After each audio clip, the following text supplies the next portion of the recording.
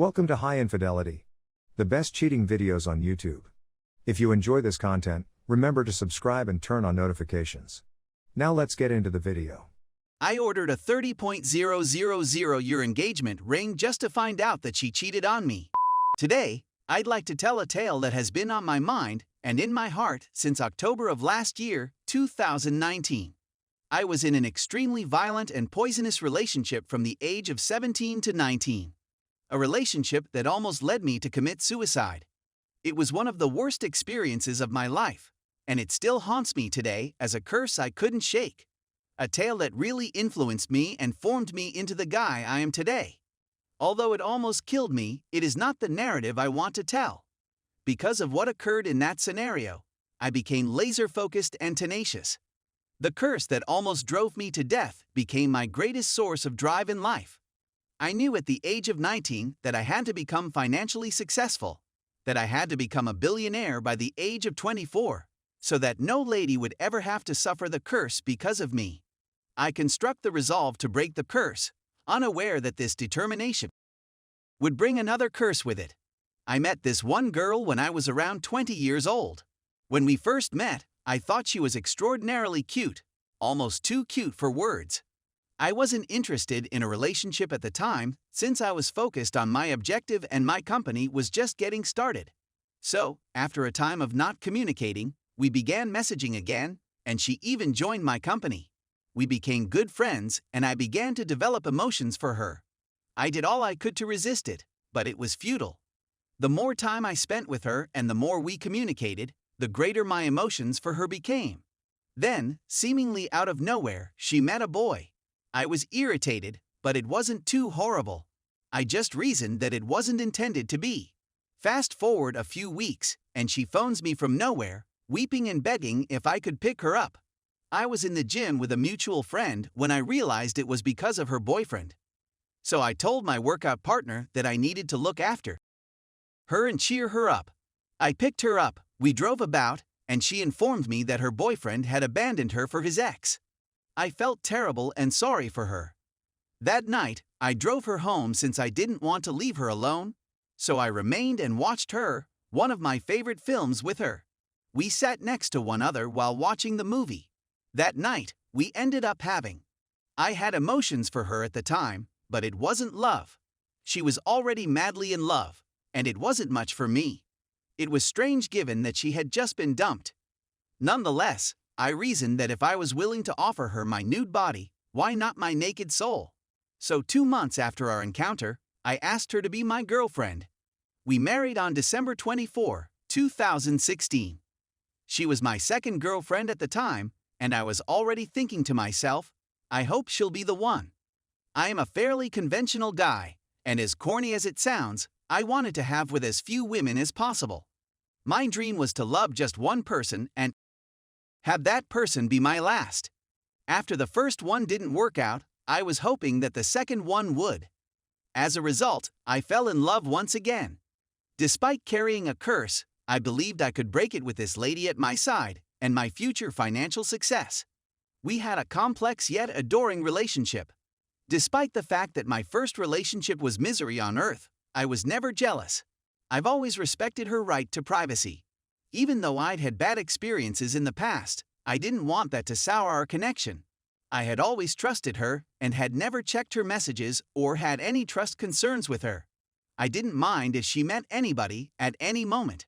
There were occasions when she went to the movies by herself with a man friend, but I appreciated that and simply trusted her. She, on the other hand, was envious. I'm not sure why, but I always seemed to attract the envious. She despised it when I spoke to females, even coworkers. I even caught her looking through my phone once. She was constantly afraid that I would cheat on her or leave her for someone more attractive. In her defense, her ex also cheated on her. She had all of those issues, constantly believing that every female is beautiful than her and that every girl is out to get me. Despite the fact that it was very irritating, I stayed and loved her with all of her flaws. We battled a lot and had foolish disagreements primarily because of her mood swings or because I was upset by her trust difficulties. I could never insult a lady and cheat on her in my life. I knew how it felt to be cheated on, so I couldn't see hurting someone in that manner. The thought of such suffering is excruciating. We broke up a handful of times but always came back together. Warning: this is a red sign. At first, it seemed that I loved her more than she loved me. But the longer we were together, the more my feelings for her became. We decided to relocate together in 2018, and we purchased furniture jointly. I recall purchasing and assembling our bed, believing it was exclusively ours. Moving forward to 2019, the most significant year of my life. It was the year I finally achieved my aim, received my last promotion, and earned my first $1 million. I had the blueprint in front of me. I predicted record sales by the end of the year, and that following the campaign, I would be able to start a family with her. So here I was poised to achieve my objective and finally end the curse. I could finally see the finish line after 2 years of hard labor. When everything was finished, I intended to propose in early 2020. I phoned my grandfather and requested permission to marry her. I went to my neighborhood jeweler and purchased a 30.000 engagement ring. The goal was to recreate our first date by walking the same path we did when we first met, finishing up at her favorite spot, museums in Celle in Berlin, where I would eventually ask her. Everything seemed to be too wonderful to be true. Then came October, and my whole life came crumbling down around me. Business did not go as anticipated. A lot of things went wrong, and I was under a lot of strain. Customers were bailing out of agreements as sales plummeted. It seemed like everything and everyone was working against me. My father, mother, and grandfather all became quite sick and had to be hospitalized. I discovered that 3 of my supervisors had begun using coke. I am extremely anti-drugs. One of them stole 10.000 euro from me and then disappeared. Another blamed me for his poor sales and addiction. There was drama everywhere, and this year was supposed to be the finest of my life. I tried to motivate myself all the time, but the one constant was the lady I wanted to marry. Until that pillar began to fall as well. I always spoke to her when *T hit the fan, but I got the impression she wasn't listening anymore. She seemed to alter once she began working at that posh nail salon. Her mother was opposed at the time, but naive me encouraged her to continue. Her desire was to one day create her own studio, and unlike her parents, I was always supportive. Then I got the impression that she no longer cared about me. She didn't seem to be in love anymore. It seemed weird since my love for her was reaching previously unseen heights. I saw us eventually marrying and having children, finally spending more time with her after ignoring her and devoting all of my time to provide her with the life she deserves. I did it all for love, and I simply wanted to give her the world. At the time, I began contacting her more often and asking her out on dates, but I realized something was odd. She was late for our movie date since she was spending time with her coworkers. Then she began arriving home later than normal. Everything felt strange, but I didn't give it much thought.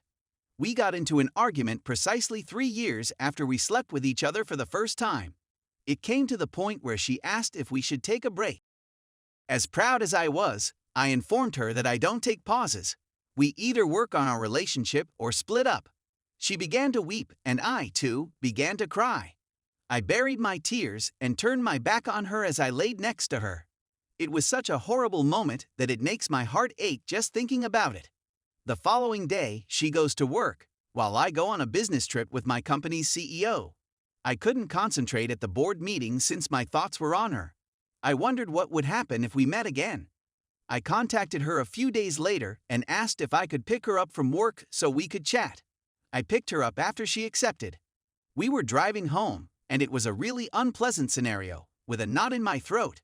I blurted the question of if she had made up her mind about our relationship, and she answered coldly that she wanted to stop it. My heart skipped a beat, and I couldn't think of anything to say. The knot in my throat seemed to get larger, and I felt miserable. I couldn't think of anything to say. Her icy demeanor astounded me. I drove her home, picked up her parents, who had come to visit, and took her family to dinner. I dropped them off and drove back to our apartment. I grabbed a pen and a piece of paper and scribbled down my thoughts. I apologized for my errors and thanked her for all she had done. Every letter I wrote was very painful. Despite the fact that we had been together for over 3 years, I accepted her choice and blamed myself for not loving her enough. I handed her the note and exited our apartment. I returned to my place around 2-3 days following our breakup. My belongings and clothing were still there, so I went home to change. Unbeknownst to me, this day would mark the beginning of another curse that would follow me like the first. Stay tuned for next part.